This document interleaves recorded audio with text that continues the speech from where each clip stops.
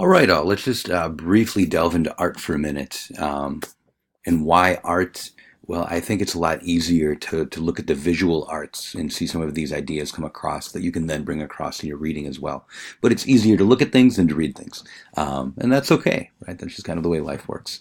But so the following is a brief, and as I say here, maybe too easy, history of nature and Western art. The reason I'm doing this is to apply some of these ideas, not to be thorough. I just want to model some of these ideas for you. So I put together a real general history. It's got some trends that I think will be helpful you and that'll help you understand all the readings thus far in the course for the first few modules. So the general trend, nature is subservient to people, appears little as its own subject early on in art. Basically human civilization and religion, of course, and religious views of nature are the focus of most art, really from ancient Greece up through the 18th century. Now by religion, of course, for ancient Greece, that probably means myth, right? And Greek myth is very, very different than the Christian religion, as we learned from our first module. But that's still what's going on here. We don't see nature celebrated just for its own right. It's always connected to something, usually from mysticism, whether it's myth or religion or whatever you'd like to call it. Slowly by the 18th century and into the 19th century, though, which is the she's reading from today, pastoralism, the beginning of American thoughts on environmentalism, nature starts to become an object worthy of veneration and also spiritual value in its own right, its own intrinsic value, not given from somewhere else or some magical realm or supernatural realm, but rather just a natural realm and meant to be appreciated, and we can commune with it, and that is okay. We don't need to look for something more than that. It doesn't need to be a symbol of the supernatural necessarily. Okay, so first thing we might look at is from ancient Rome, but actually look kind of ancient Greek as well. So we're talking Greco-Roman period here. So Laocoon and his sons, found in Rome in 1506, but much older. It's a classical Greek style by a Roman. And it's the story is that this is a Trojan priest, and he and his sons are killed by sea serpents after warning the Trojans against the wooden horse, if you know that story. But here's what I'd like you to see. Where is nature represented here? Again, this is a course on interpreting things from an environmental aspect. Nature is probably represented by the sea serpents, but they're sea serpents, so they're mythical in some way. So it's not a realistic depiction of nature. What are they doing? They're doing something wrathful. They're clearly attacking him because he has offended the natural order or even the supernatural order in some way. And so we see myth as the driving force behind any use of the environment here. And it's not even a realistic environment. It's sea serpents, right? But what is this meant to show? A lack of harmony between people's behavior and the gods. In some way, he did something that was against the order of the way things should go. And so he is being punished by the gods, and that's a really common theme of Greek myth, if you know Greek myth, right?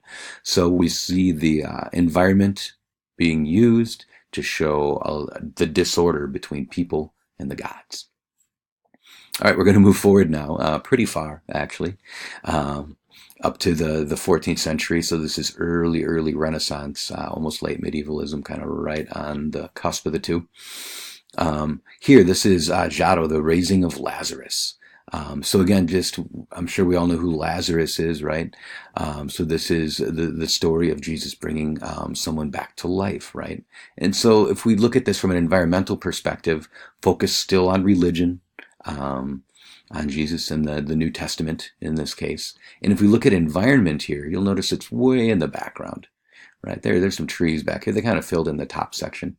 But that's about it. The focus is on the people. The focus is on the supernatural, mystical experience, right? The contact between what we could say as God, or at least the Son of God, and people, right? And the mystical, magical thing that's happening here as well, the raising of the dead, right? And so we can see we're pretty much in the same realm as we were back here, right? In terms of the use of nature. Other than that nature is sort of placid in the background here, and it's used as the force of the gods there. All right, if we look at another one, this is just a few centuries later, still Renaissance. We're still in Italy, the Italian Renaissance. This is Michelangelo's ceiling of the Sistine Chapel. Notice that although this is tiny, you could look at it closer online if you wanted to. Nature is still very much in the background here. You can see a lot of green in here, but it's just to complement what is the action of human figures of the saints and the scenes from the Bible that we see here, right? Here's God, and there's Adam right there, and so you can see there's some greenery, some vegetation around them, but the focus is here on, again, the communion between God and Adam, right? And so you can see that not much has changed here. It's still all about religion and religious storytelling. There's not a lot of focus on nature in its own right, right? You'll notice it's still emphasizing the fall narrative, right? When we do see nature as a character, so to speak, it's right here in Adam and Eve. You can see that, and there's the snake, and there's the tree. We're still back in the biblical narrative and all the biblical associations with nature. So nature is not spiritually fulfilling yet. We've got a couple centuries to go before we get there in many ways. So here is late Renaissance, something known as Mannerism, Bernini, a sculptor. This is Apollo and Daphne. Notice we've moved away. We're back in the neoclassical period. And there's a use of myth again here. And this is an interesting one I chose because poor Daphne here is getting chased by Apollo, and the only way she can escape his romantic query is to turn herself into a tree. So she's turned into a tree right here at this moment. So we can see, again, still, even in this later period, that we're using myth to represent nature, and nature is not something in its own right, but rather is an escape from some of the human devices. He is pursuing her, and she doesn't wish to be pursued. So the environment and nature is still beholden to people here and their stories. They're the forefront of this picture. They're the dramatic action happening here, right? So here, 1750 now, Thomas Gainsborough's Mr. and Mrs. Andrews. He's a British oil painter. We see a little change finally here. The joke of this picture is that he was actually paid to put together. These are two people who are about to get married. Mr. and Mrs. Andrews are there, maybe already married. And he's supposed to paint them almost like a self-portrait. It should be framed like this. This half of the picture shouldn't be there. But Gainsborough was, and at this time, other artists were more interested in painting the environment. So he put them in there because they're paying the tab for his paints and everything else, right? All of his materials, because he's making a living painting people. But you can tell he's really more interested in painting the environment. But that doesn't pay the bills, does it? And so he is painting the environment here and putting them there. It's also, there's some debate over this, but there's a lot of storm clouds in the background. Is that supposed to be significant of their marriage and how well it's going to go? Well, maybe. We don't know if he intended that for sure. He might have just been capturing the dramatic action of nature. We're back to She's and pastoralism. Here's the dark to light that adds the drama of nature when people are writing and painting nature at this time, right? And so we start to see that enter in, but we still got to have some people in it at this point in time, because that's what pays the bills and that's what is expected of art. It's going to be focused on humans and human activity or human ritual of marriage in this case. All right, we'll move on from there. Here now, just a few years later, we're finally starting to see the first paintings, the first art that focus wholly on nature. This is Turner, another British artist, Bell Rock Lighthouse. Notice there's no humans in the photo. Humans, if anything, are simply represented here by the lighthouse. It's clearly about the power and force of nature. It's very, very dramatic, lots of dark, and we know that it's about to knock over the lighthouse. We're feeling some fear that the lighthouse might not make it, right? There's the light here as well. So nature is the character, nature is the force, nature is the setting, nature is everything here, essentially. And it's much more active even than Gainsborough. We had a few clouds looming, but this looks like the power of nature will overwhelm anything that humans can build.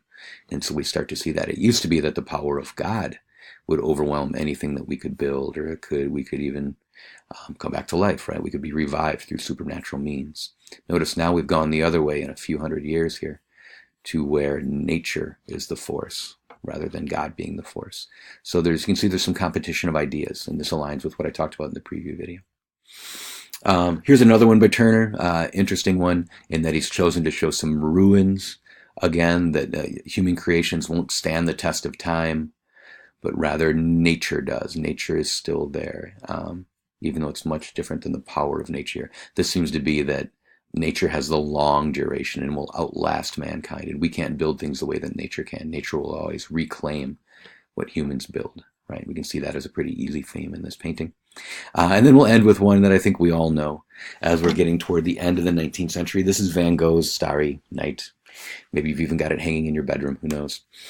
The focus is not on the landscape or the weather. The focus is on the beauty of the calm sky, the stars.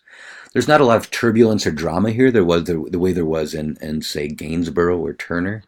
But rather we have sort of this contemplative beauty. There is some movement implied, all these nifty little swirls, right? But we're meant to look up at in awe, in wonder, I think, in many ways. If there's humans appearing in this, it's down here in the quiet little town that you barely notice, right? All the activity, everything that draws our attention is purely nature and up in the sky. Much different than the drama of Turner here, overtaking humans, or here, time reclaiming humans. Here, humans just sort of disappear, are there, maybe perhaps as part of the environment, but instead what we see is this focus on the starry night, right? Gazing at the stars. And so that's a very, very different thing than we've seen in the past as well. So we can see sort of this progression of ideas. I'd like to have fun for just a few moments here and go back just a couple of decades, but now switch over to photography, something that we could finally do by the mid-19th century. We can look at nature photography, and here we're kind of in the same place where we left off with Starry Sky in some ways, even though the aesthetic is very, very different. But just pictures of 3 giant trees called the 3 Graces. It's kind of got some religious terminology going in there with grace, right? It's got how tall they are to sort of capture the sublimity of nature. Wow, 272 feet, that's tall, right? I'm sure that's what everybody thinks to themselves, and we're sort of overwhelmed with the power and the magnitude of nature here. Here's a similar one. This one's from 1871. You can see what people are using a camera for, what people want to see in nature. Remember, this is a time period when people are going out and traveling on the weekends into nature, especially from the city. We have some tourism, so to speak, and it's in Yellowstone National Park, right? You'll note that. So here's what's important. Elk with velvet on its antlers. So not only is it just a picture of an elk, something that might not have seemed very worthwhile just a few decades, a few centuries earlier, but it has velvet on its horns. So it's new, right? This tells something about the time of year. And so we find something originary, something original, right? Something it's the new part of life. Life is beginning again, right? And so that's captured too through telling us this detail of the horns here. So you can see what people are interested in what's capturing their imagination. Or just a bit to someone that I'm sure you've all heard of. This is the photography of Ansel Adams. This is 1952. This is El Capitan in Yosemite.